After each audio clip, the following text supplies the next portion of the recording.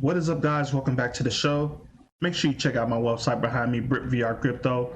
Learn about who I am, what I do, and have tons and tons of free content on my website. So check it out at the end of the video. So guys, today I had added 3 new channels to my Bitcoin Lightning node. Why? Well, there was a message sent by Satoshi.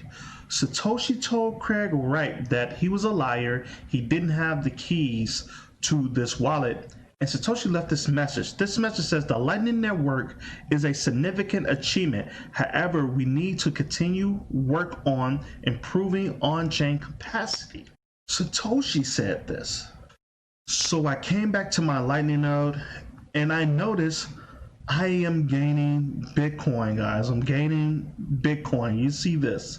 And I said, let's open up 3 more good channels to Bitstamp, the ACINQ, which is a wallet, and OpenNode, which is you can say a business wallet for Lightning. This is a great opportunity to gain Bitcoin without doing anything. So if you have a Bitcoin Lightning node, go over to my website, BritVR Crypto, and connect with me so we can make Bitcoin a lot faster. This is a video that was from last week.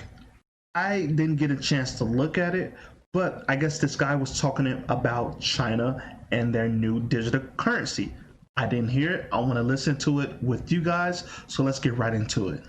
About China's maybe using a digital currency to kind of reclaim its place in the global sort of financial system, if we will. But I just want to start on this very kind of political back and forth over the fate of Hong Kong, and how involved do you think the U.S. is ultimately going to be? Well, I think that President Xi is wagering that the U.S. has so much on its mind right now, dealing with COVID-19, dealing with the elections, that he can actually accelerate in any way he can the geopolitical shift in China's favor. And Hong Kong certainly is an important piece of that. And they'll watch how the U.S. responds to that. And if they feel that they've managed that kind of response, then I think you have to start watching areas more serious, even more serious, like Taiwan. But as you mentioned, I think that you're seeing President Xi move forward on a whole slew of various issues. And it's all about using what was a setback, which was COVID-19 started in China, to turn it absolutely into an opportunity. New investments in technology, emerging technologies, AI, quantum computing, et cetera. New investments in the military. They'll increase their military spending up to 9% this year.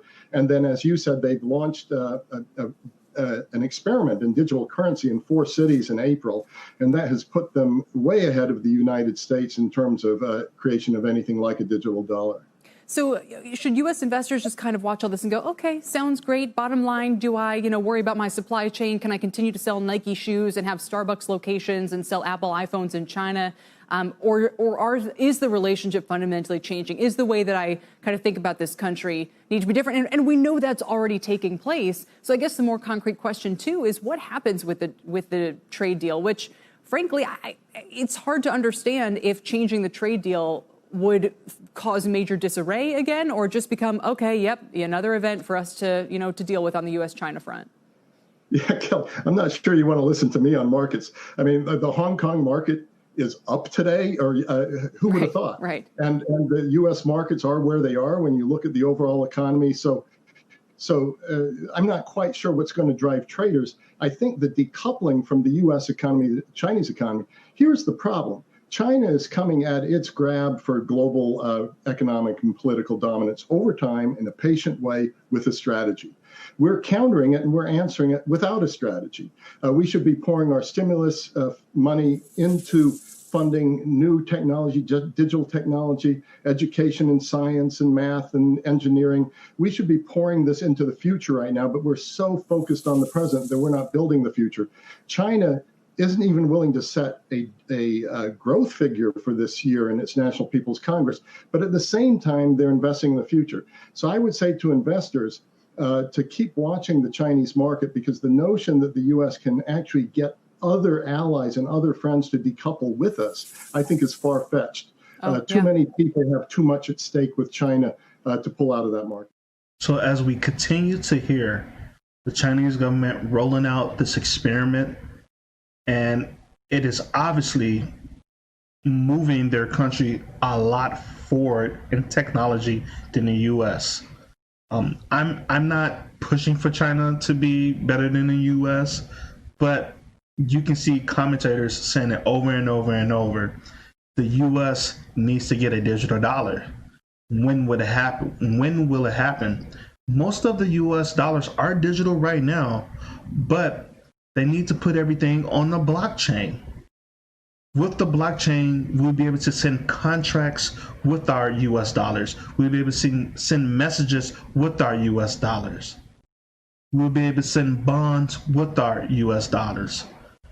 And China is moving ahead way faster than the US.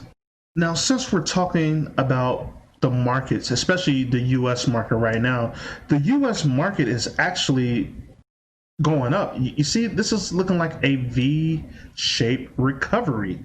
All the markets have been going up. Let's just go over to the US markets real quick, and all the markets are going up.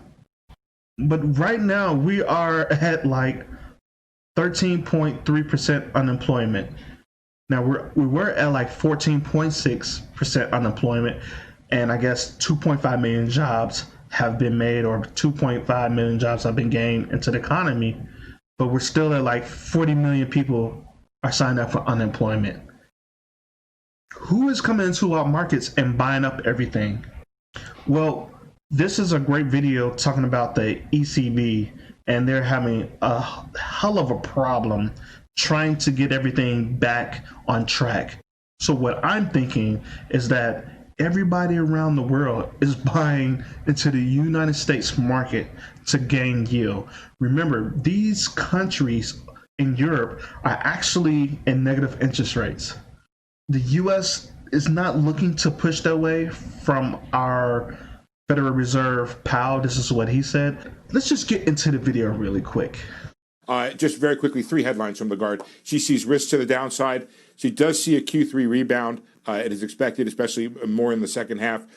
Labor market is rapidly deteriorating, she says, and ultimately the inflation outlook, she says, is subdued, and that's what animates the ECB. They're a single mandate central bank. They only react to inflation. If the outlook is down, they have to react to that, and they are reacting. And I think one of the stories of the day that you think about is a very aggressive Lagarde. I think she's more aggressive. I don't know how Draghi would have acted in this situation, but she's certainly been aggressive here, surprising the market, which is a central bank tool, and she used it today, and the market seemed to react favorably to it, Joe. As you see, the Europeans are having a tough time. The U.S. is obviously having a tough time, but the markets over here are going up. And really, I don't think normal Americans are buying into the stock market unless you have a job and you have a 401k. So this is the end of the video. Hit the like button, hit that subscribe button. Make sure you check out my website, BritVR Crypto. Thank you for watching, and all you guys have a good day, and all you guys have a good night, and enjoy the crypto life. Peace.